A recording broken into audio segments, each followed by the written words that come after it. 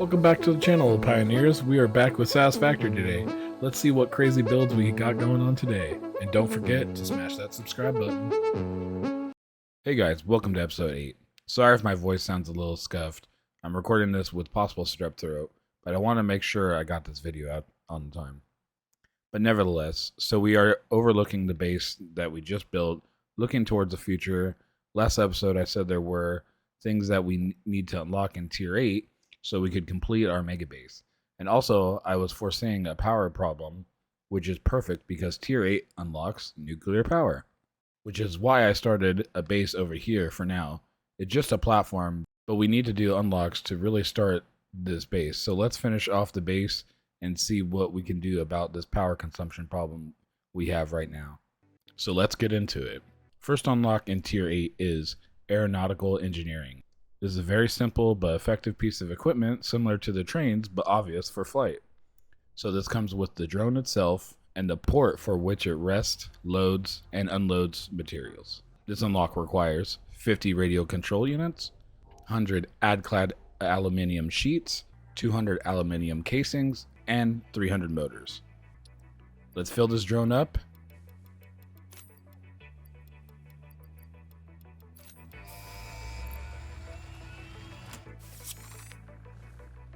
And blast off.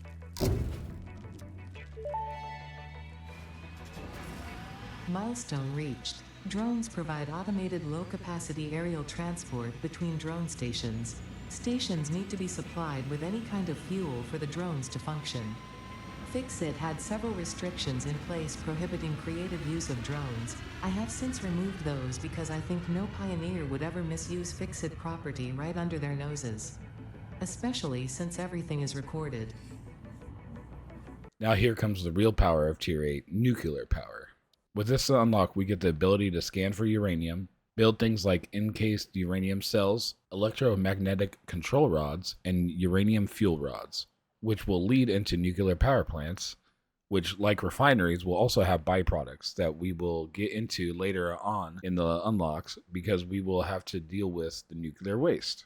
And finally, with this unlock comes a space elevator part, magnetic fuel generator. This unlock requires 50 supercomputers, 200 heavy modular frames, 1,000 cables, and 2,000 concrete. Time to make this planet rich with uranium waste and take our power over 9,000.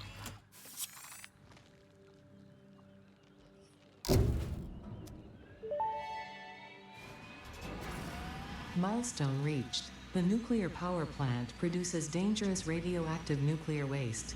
Fixit reminds you that any extra limbs resulting from exposure to radiation are also contracted to work on project assembly. Fixit also reminds you that willful exposure to radiation will not result in any bonuses regardless of how many functional limbs it produces. Project part number 7, the magnetic field generator, should enter production as soon as possible. Any unnecessary delays will be noted. So before we hop into building stuff, let's unlock some stuff for this base, which not all, but some come with this next unlocked, advanced aluminium refinement. This one comes with a few scannables like water, oil, and nitrogen gas, which comes with a new tank for gas storage and the ability to store nitrogen gas. To get this new gas comes 2 new buildings, which I haven't used before, but they are Resource Well Pressurizer and Resource Well Extractor. You might think that's all with this unlock, but this unlock also comes with recipes. Heatsink, cooling system, fused modular frame, which are all the recipes we have ready for setup here in this base. This unlock requires 50 radio control units, 200 aluminium casings, 400 ad-clad aluminium sheets, and 3,000 wire. Time to go drilling and fill my lungs with some new gases.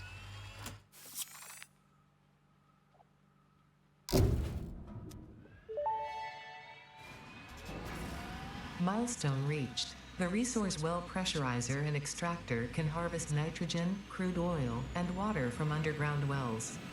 Nitrogen, being a gas, does not need pumps for pipeline transportation. Fixit does not process most of your metrics, but I do. According to Fixit predictions, you are exploiting this planet with unexpected efficiency. They did always struggle to see the true potential of things. Nothing about you is unexpected to me, and therefore you are performing exactly as expected. This is a big one for just resource management in general, because we get a new miner, finally, and it's the best of them all. This miner doubles up to 240 baseline resources per minute. This unlocks Miner Mark III, new recipe turbo motors, and a space elevator part thermal propulsion rocket. This unlock requires 50 fused modular frames, 100 supercomputers, and 1,000 steel pipes. Time to crank up this motor and extract all the resources from this planet, exploited the right way.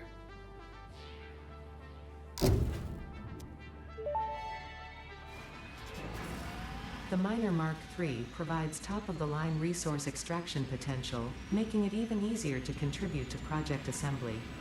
Project part number 8, the thermal propulsion rocket, is the most complex project part of this phase as it requires turbo motors, and thus requires your best. Fixit didn't think pioneers such as you could get this far. I am glad we have both proven them wrong.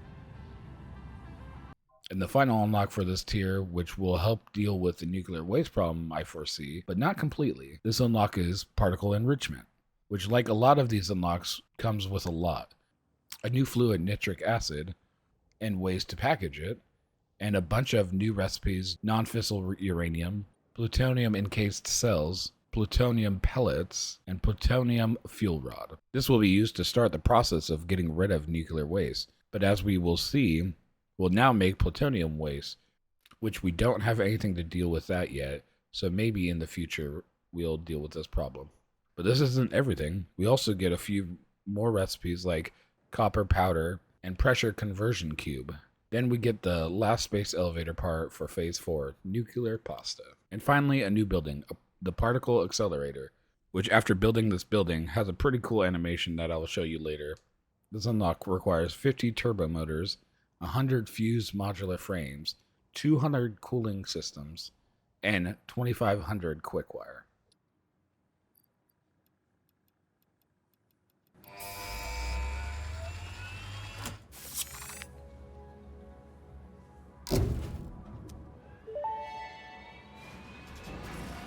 Milestone reached.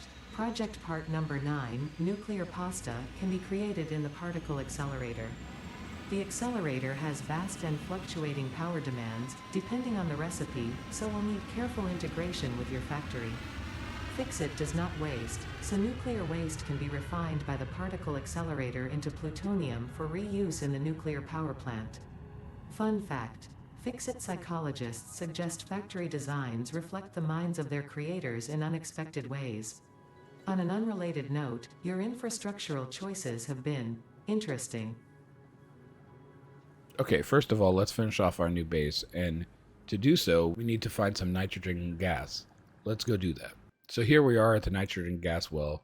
So this will be new for me to use, but what my understanding of it is that I need to put a pressurizer here in the middle and the extractors on the 6 to 8 mini wells. So let me make something real quick and see how it goes. Okay, here's the basis of what I am thinking. I don't think there's any way to make this look pretty. You can see the extractors are kind of all over the place. I think unlike the miners sitting pretty on top of foundations, these won't look as nice, but let's see. Yeah, I don't know about this. Only my first try at it, but you see what I mean? All the different levels kind of makes it look messy already. Let me put some actual time into this and see what I can come up with. Okay, I was able to make the floor work a little better, but as for piping, I kind of got tired and just threw it together. This first pipe is going to the main base, and these two unlinked will go to the nuclear base eventually. So now let's set up the base so we can move on to building our power plant. Okay, it's time to run through the base and start production of heat sinks, cooling systems, fused modular frames, turbo motors, and pressure conversion cubes. So let me run through that real quick and get it done. So before we start off towards our nuclear base, there's something I've been putting off for a minute now. Let's gear up. New weapon, jetpack, hover pack, gas mask, and hazmat suit, so we can make sure that the spicy rocks don't hurt us.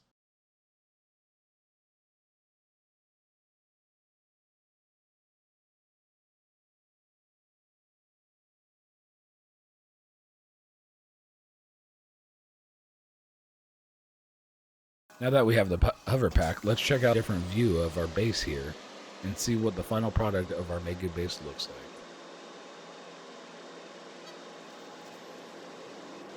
Now that we are all geared up, let's go look for some uranium.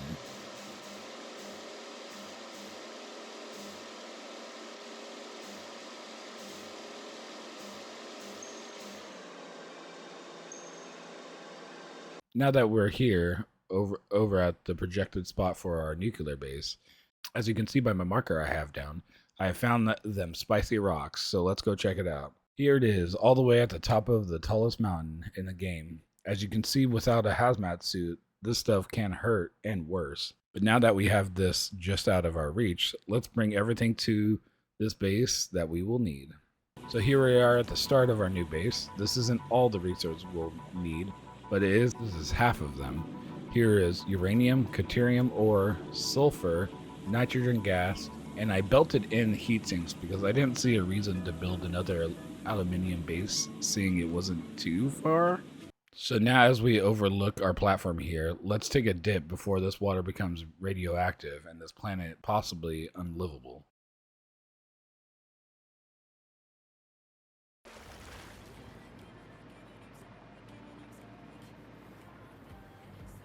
Well, as you can see, my little worker bee has been busy this base without going crazy in depth of what's here is 23 nuclear power plants, which if ran at 100% capacity will provide me with 57,500 watts per minute of power, which is only slightly over the 9K we had before this.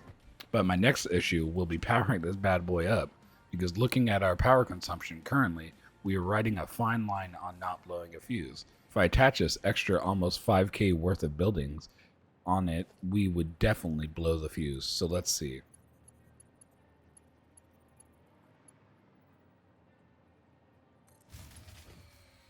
So let me make something real quick before we hook this bad boy up again and see what we can do about this. So here we are. I made a little battery backup. If you guys didn't know, besides biomass burners, power consumption is always being used, which means the excess gets wasted. But you can use these batteries to act like a backup generator. But at our current rate, this will almost take 40 hours to fill. Let's go unhook some lines so we can build it up faster. Okay, 6 to 7 hours is way more manageable. So let this sit for a bit and see how it goes. And then we are all stored up now. We have all this backup power. Let's start up the base and see how it goes.